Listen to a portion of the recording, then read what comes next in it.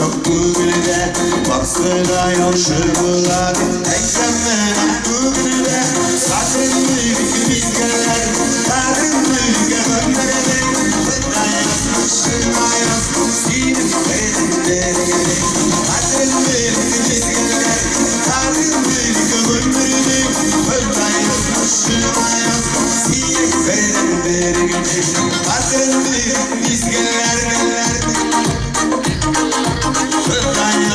Ayaz, sinip verenlere Kadın büyük bizgeler Kadın büyük gönderede fıda yazmışım ayaz sinip verenlere fıda yazmışım ayaz sinip verenlere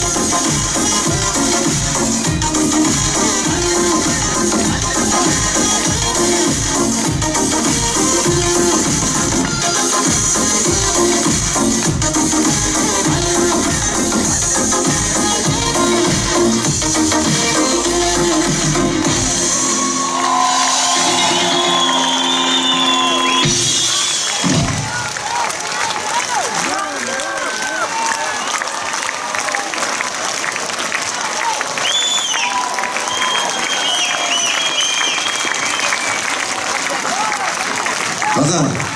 Bir zor rahmet. İlk zor dilegim. Allah bilsa gelecekte de dünyalarımız tanışımın bulup isen sağ olup konsertlarımızda görüşürge nasip olsun. Şunday zor rahmetimle gidesim gelen kemafilere basına şunday tamaşaçı bilen minnet tanıştırıp, dostlaştırıp, tuğanlaştırganım için üzerine de uzun ömür bəxtlerini dileyim. Rahmet Kozan, yaratam sizde!